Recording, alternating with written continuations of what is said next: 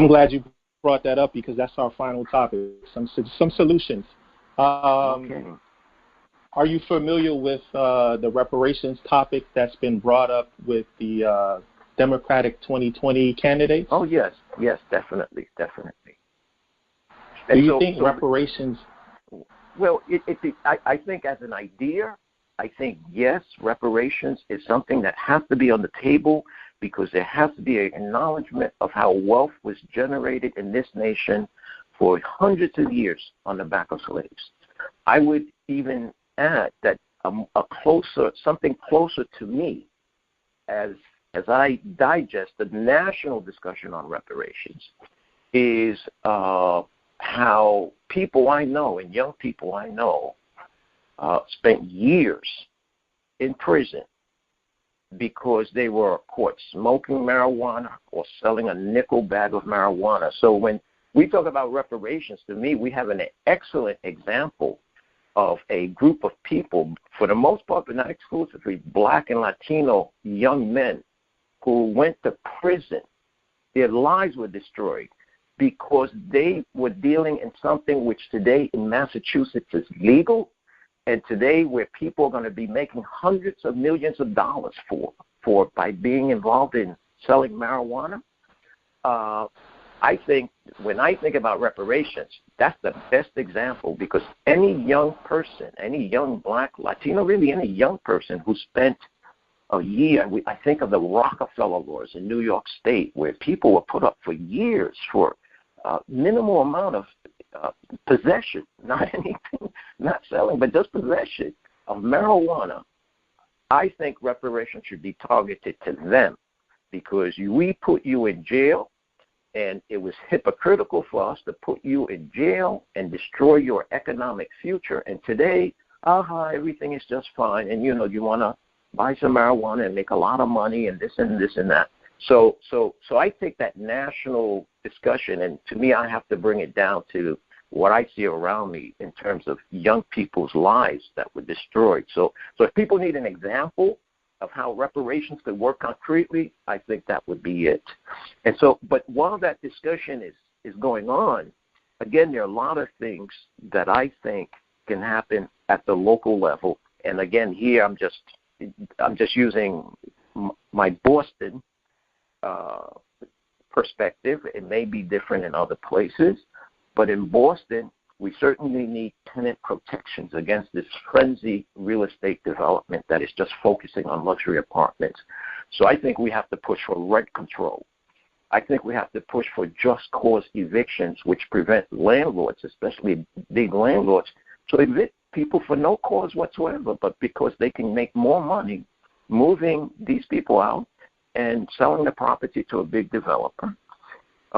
I think we need to continue to expand linkage policies, which is not too far away from the idea of reparations, but policies that say if a developer, if a big, real estate firm wants to build wherever in Boston, what are you going to give back given the externalities that will result from that development, like transportation, child care, jobs, business opportunities for people of color. I think getting back to the idea of zoning, and this is something that we're pushing for in a big way in Boston, and I don't know how successful we'll be, but zoning has to be conjoined with fair housing. The zoning ordinance in Boston was established in 1956. Fair Housing Act comes into play in 1968. Today, you will find very little reference in our vast zoning ordinances and codes, very little reference to fair housing, inequality, inequities, racism, segregation, if at all. And so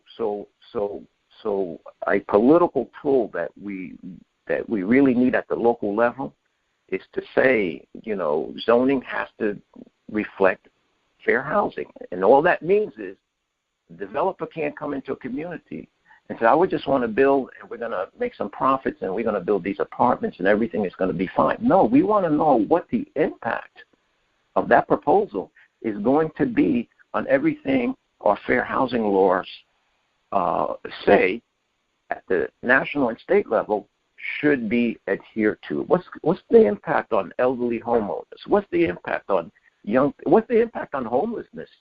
And so until we can conjoin zoning and fair housing, well, let me put it this way: if we're successful in conjoining zoning and fair housing, I think that's going to emerge as a very powerful political tool that could be used to not only assuage the continuing impacts of historical redlining, but also to ensure that displacement and gentrification is minimized as much as possible. I definitely agree with your sentiment about helping young people who may have been in the court system and the legal system because of, small amounts of marijuana. But when I talk about reparations, I'm really focusing on descendants of slaves. And when I use the term slaves, I'm not talking about just chattel slavery. As we talked about earlier in the discussion, redlining, gentrification, being ran out of neighborhoods, mass incarceration, the Homestead Act, not being able to take advantage of land, et cetera. There's a lot of reasons that put black people in a position to where reparations is, I believe, the only way to lessen the wealth gap. And when I talk about reparations, I want to see what you have to say about some of my suggestions, because a lot of politicians get nervous when we talk about cash payouts, but I think it's necessary. So what do you think about production machinery and land?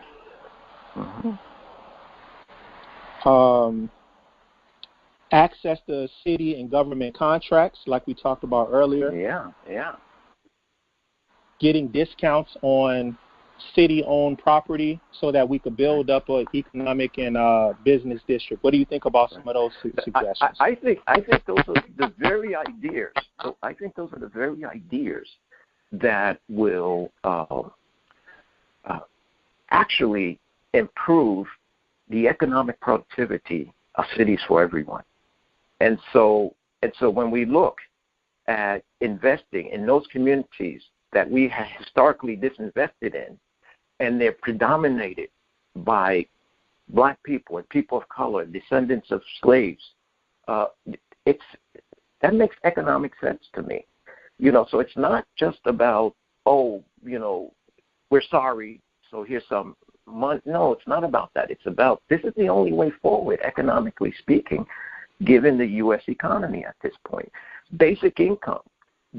What basic income will do is, one, provide an infusion of dollars into people's hands that will know best how to use their income for their families and for their future, versus setting up bureaucracies that will say, well, you need to come to us for this pittance, and we're going to tell you how you could use it or not use it. We have some slight vestiges of what you're suggesting, but we haven't gone all the way. For example, we used to have empowerment zones, and the justification for empowerment zone was not a reparations justification, but the model is something that might be very useful as we think about reparations. We know which communities have been disenfranchised, disinvested, exploited, redlined. And so now the only thing is we have to also ensure that the benefits of those kind of strategies do not feed into this racial hierarchy and class hierarchy that I mentioned earlier in our discussion. And so we also need mechanisms to ensure that this benefits people who is intended for. I definitely believe there should be some constraints on it, but I definitely want to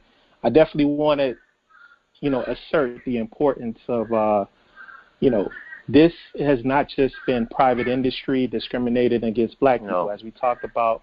It's been the government. So if the government has been dedicated to redlining and not allowing contracts to be allocated towards businesses that are that need the infusion of capital, if that's the case, then we should be able to get reparations from a legal standpoint as well. So to compensate, that's the theme of justice that I talked about earlier, compensating and helping the people that need the most help. Right. And I think we have enough information today, enough evidence to identify actual, urban areas that have been exploited over the years. There's a whole genre of literature on how black communities emerged in America, and some of this was captured by the recent book by Richard Rothstein, The Color of Law. And this literature completely shows the role of government and the private sector, and also violence, but also the role of government in perpetuating racial inequality and racial hierarchy. Yeah, so I'm definitely requesting the government to give us reparations to help us get out of our situation. Do you have any books or any other articles that you would like to suggest to us to get some more information about some of these topics? Not books, but and you mentioned the article that I did for the Trotter Institute, Gentrification as Anti-Local Economic Development. There's another report which people can get from my website, which was based on a community participatory model on gentrification in Roxbury, and it's gentrification and community voices. And we put that together about 2 years ago. We got a little bit of foundation funding for that, but we were able to pull some hard data together to show what's happening to land and space in this predominantly black community in Boston called Roxbury.